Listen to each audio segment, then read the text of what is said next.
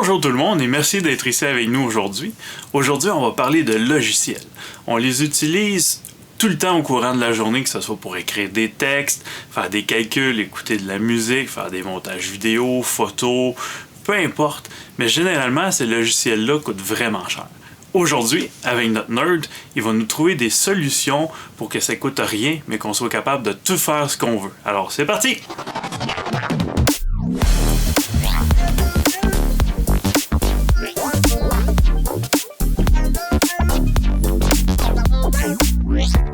Quand tu parles de logiciels propriétaires,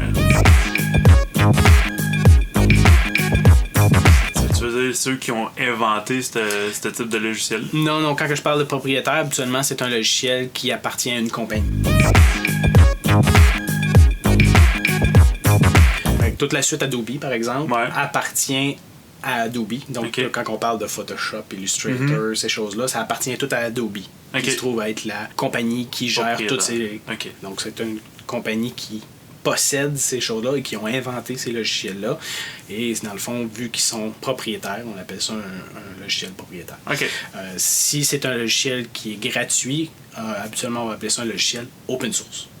Donc, dans le fond, c'est un logiciel libre de droit. Donc, dans le fond, ça appartient à personne. Tout le monde de la communauté peut, ou qui connaît le codage, peut embarquer et modifier rajouter, le codage, rajouter des fonctions, enlever des fonctions, ou faire des modifications pour le rendre accessible à tout le monde après. Souvent, ce qui va arriver, c'est une sous-compagnie ou une compagnie... Sous-traitante, si on veut, ou c'est une compagnie qui est justement qui veut partir sa propre affaire ou qui veut juste mettre une version gratuite pour que les gens se familiarisent, si on veut, avec le type de logiciel ou le type de fonctionnement et qui va les amener plus tard peut-être à utiliser des fonctions beaucoup plus avancées. Plafonner dans le logiciel gratuit, qui disent hey, si tu t'en vas dans celui qui est payant, ben voici ce que tu peux faire de plus pour aller plus loin. Fait que dans le fond, ça peut être des options supplémentaires. Sinon, l'autre, comme je disais tantôt, c'est ceux qui sont complètement open source. Et là, ça appartient pas à personne comme tel. C'est juste la communauté qui décide de se joindre pour pouvoir faire un logiciel. C'est quoi l'intérêt de faire un logiciel open source? Il n'y a pas de revenus associés, il n'y a pas de gloire, il n'y a pas de fame and glory qui vient avec, là? Non, mais souvent, c'est ceux qui font du open source comme ça va être des gens qui sont justement tannés de payer des fortunes à des grosses compagnies ou qui ont peur pour leur sécurité, leur vie privée, exactement. Donc, dans le fond, dans ce cas-là, ces gens-là vont s'unir pour pouvoir faire un logiciel. Et souvent, quand c'est un logiciel qui est très aimé, très populaire, souvent, c'est pas nécessairement le logiciel comme tel qui va devenir payant, mais ça va être les à côté. Donc, parfois, ça va être des extensions qu'on va payer ou ça va être des nouvelles fonctionnalités. Exactement, des fonctionnalités très avancées qu'on va peut-être payer pour avoir accès ou des fois ça va être aussi de la publicité qu'il va y avoir dans le logiciel comme tel. Ça n'arrive pas partout. Si on parle de LibreOffice par exemple, il n'y a rien de publicité comme tel. Par contre, sur leur site, il y a un peu plus de publicité. Souvent, c'est plus le nombre de clics, si on veut, qui va générer un revenu parce que le site a beaucoup de trafic et habituellement, ça peut générer un certain revenu. Un peu comme Canva, qui est un éditeur de logiciels sur Internet, qui a toujours une bande de publicité sur le côté, dans le fond. Exactement. Fait que lui, ça serait un open source. Exactement. Encore une fois, ça peut être un logiciel propriétaire, mais qui vont offrir une certaine fonctionnalité gratuite ou une partie de leur logiciel gratuitement, mais que le reste va devenir payant. LibreOffice aussi, comme par exemple, ça c'est un des choses souvent qu'on va voir dans la partie gratuite ou dans le open source. Le mode de revenu va devenir par le support. C'est-à-dire qu'une grosse compagnie, par exemple, qui va avoir du support pour le logiciel comme tel, va payer pour le support. Et c'est comme ça que les compagnies vont faire leurs revenus. Fait que dans le fond, le logiciel est offert gratuitement. Tout le monde peut l'utiliser, même la compagnie, etc. Il n'y a pas de problème. Par contre, si on a besoin de support ou si on va avoir un bug ou quelque chose de genre qu'on voudrait régler le plus rapidement possible, ben, dans ce cas-là, on appelle le support, mais ce support-là est payant. OK. Fait que ça, c'est une autre façon. D'autres façons d'avoir un revenu que j'ai déjà vu, c'est, encore une fois, le logiciel est gratuit. La majorité des gens qui vont l'utiliser n'auront pas de problème. Si vous l'utilisez d'une façon personnelle, ça coûte rien. Par contre, si on tombe dans l'industrie ou si vous l'utilisez professionnellement ou carrément dans une entreprise X, dans ce cas-là, ça devient payant.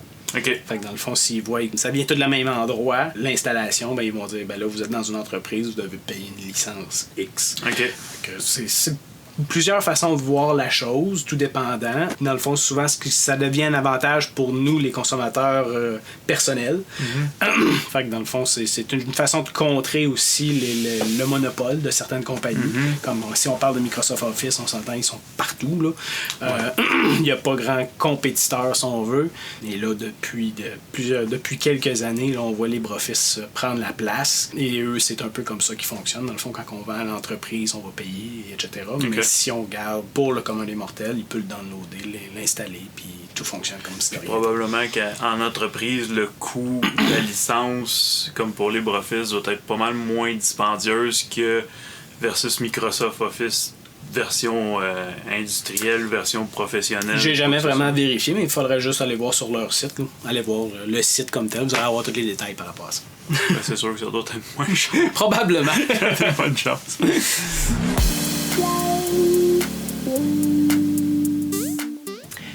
Saviez-vous que si votre chirurgien était un gamer pour environ 3 heures par semaine, vous êtes entre meilleures mains qu'un chirurgien qui n'était pas gamer?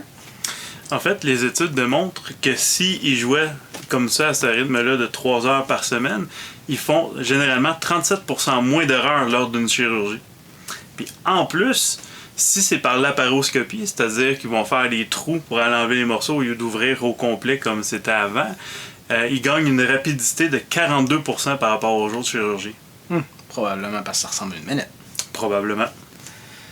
Sur ce, merci d'avoir été avec nous. Et on se revoit bientôt. À la prochaine. Ciao.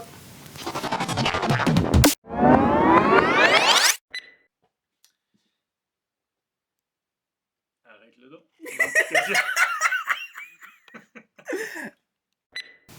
Saviez-vous que si votre surgeon... Moi, je te peux le dire en anglais. Votre surgeon... Do you know that if your... Do you know that if your surgeon is a gamer, you're better than anyone? Votre médecin... Votre chirurgien... Votre chirurgien est un jammer. Est un jammer. Jammer. C'est la France, man. Oui, effectivement, selon certaines études, ils ne spécifiaient pas comment ils avaient fait les études, par contre. Oui. Ok, je t'écoute! T'as fait comme... T'es intéressant, je t'écoute! Ouais, t'as juste fait un... Ça m'a comme déstabilisé. Saviez-vous que si votre chirurgien est un gamer pour environ 3 heures par semaine, vous êtes entre meilleures mains qu'un chirurgien qui ne l'est pas? Qui ne l'est pas? Qui est pas gamer? Ben oui. Okay. Tu pensais qu'il était pas que chirurgien? Non!